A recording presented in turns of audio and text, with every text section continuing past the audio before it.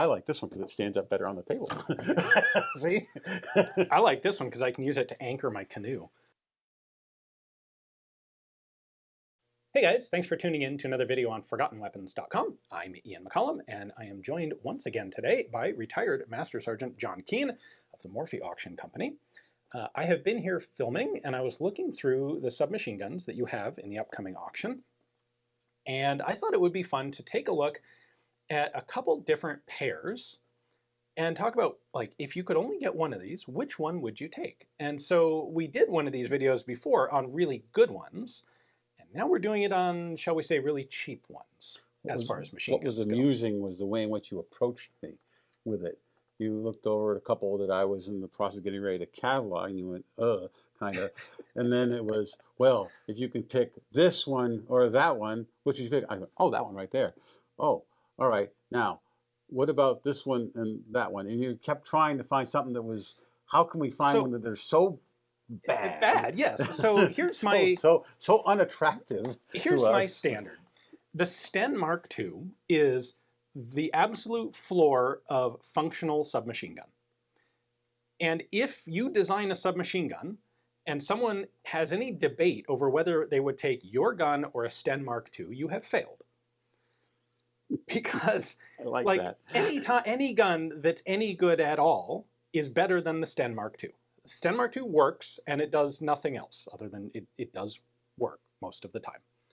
So, you know, would I take a Suomi or a Sten? I'd take the Suomi. Would I take a Beretta or a Sten? I'd take the Beretta. Would I take a Walther MPK or a Sten? I'd take the Walther. Like, all of them. You'd always take the thing that's not the Sten. So the question is, when we get, what gun do we put out there where it's like a Sten or this, and you have to think about it? And that's what he caught me with yesterday. And that is a 9mm Mac M10 or M11 9. M10. Sorry, that's a 10. This is an M10 9. But so it is a Powder Springs. Ooh. Yeah. So like it's a legit gun. This isn't, you know, thrown together for civilian commercial sales. This was actually developed to be a legitimate military gun. I mean, it wasn't ever, but I had a couple of U.S. property marked 45 ACP ones. All right. So, I mean, yeah. They got there. Marketing works. That's the takeaway from Ingram. Marketing works. But it's the 45 caliber frame and system scaled down, like fed 9mm. So this thing is about the most top-heavy brick of a gun you've ever handled. Brick of a gun. I like the stock is the worst. You wouldn't think there's a worse submachine gun stock than the Sten. Yeah, there is, and it's this thing. So, my challenge to you, you have to take one of these. Which one do you take and why?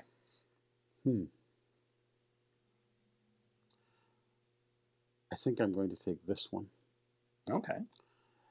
And the reason for it is, and it's a tough choice. It's a tough choice. It's a tough choice. I like the reloadability of the magazines on this gun. I like the fact that there are numerous spare parts around. Now, the Mac is a double stack, or a double feed. It's easier to load the mags, and they're just as available as Sten mags. There are lots of parts for the Mac. Yep. You're going to have to do better. Well, then I can modularly change this one more so than I can modularly change that one. And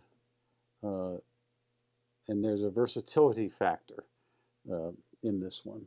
I should say we agreed before this video started that Richard Lage does not come into this equation. That's right. That was another one. Because if you consider Lage, then immediately the obvious answer is the Mac, because you're going to throw away everything that isn't just the registered bit and rebuild it all as one of Richard Lage's awesome contraptions.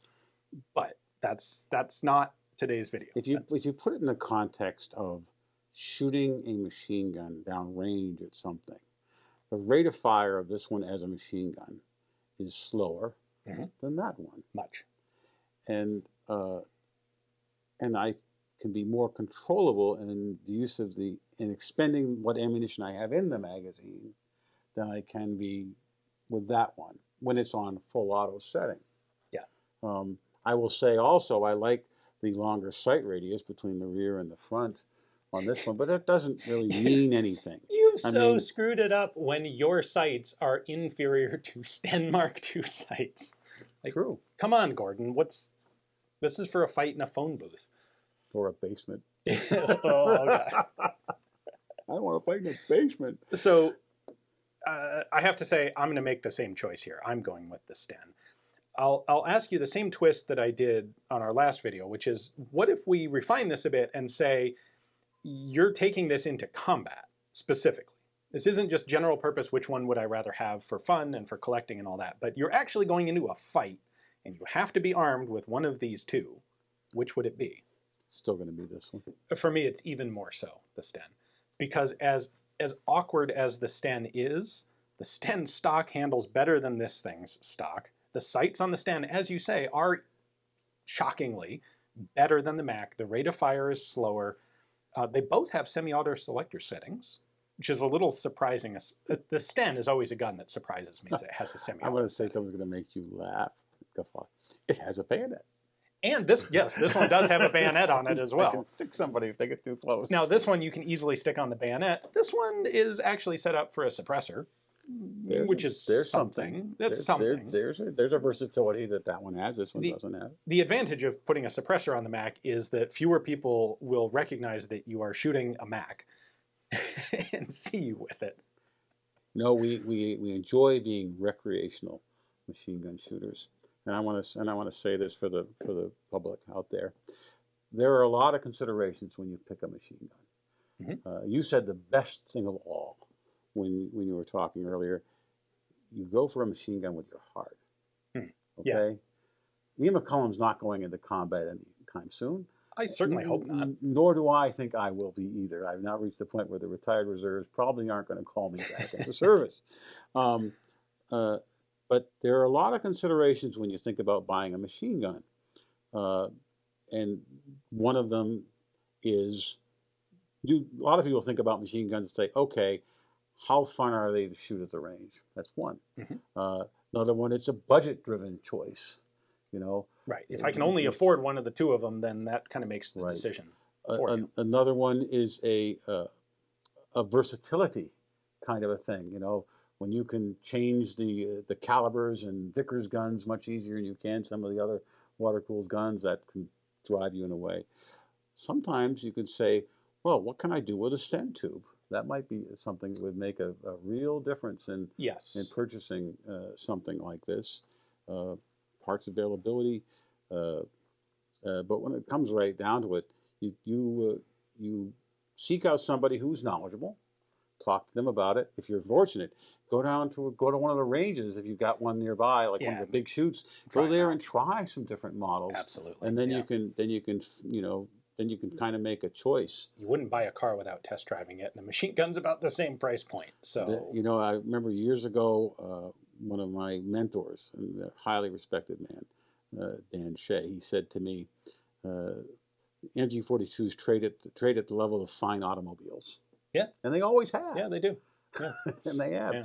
In the modern era, I mean, there's my father's era where it was just like laughable. A little different, yeah. But the fun thing to me here is the Sten is a historically relevant gun, and I really think in these configurations, the Sten is absolutely the better gun. It's the more entertaining gun, and it's the better combat gun. If we open up this discussion to reality, the reality is Richard Lage has made some amazing conversion setups for the Macs. Right. And if you want a practical shooting gun, this is absolutely the way to go. And then, then throw out the top section and put on one of Lage's conversions, which can be anything from a little tiny K gun to a full-size drum-fed submachine gun to, he makes 5.56 uppers for them as well. I'm gonna say that, and I've said this before, and I don't know if I've said it in front of the camera before, but I'll say it now, is that Richard Lage and you have single-handedly brought the Macs up from a very baseline $2,200, $2,500 machine gun up to something that's up there. They're creeping up towards five figures now. Yeah. And I don't blame me, I blame Richard for making them super fun guns. So he did the work, hard work, And you did the publication I perhaps of just it. enjoyed them a bit. But. Yeah. So anyway, there you go. If you are ever considering a submachine gun, I think it's always a fun consideration to look at it and go, would I pick this over a Sten gun? And if the answer is Sten gun, you should really reconsider what the other thing is. No, thanks for joining me once again, John. A pleasure. Hopefully you guys enjoyed the video. Both of these are, of course, going to be going to new homes after the next Morphy auction. So hopefully neither of their owners will take our opinions here personally. Hopefully you guys enjoyed the video. Thanks for watching. Take care.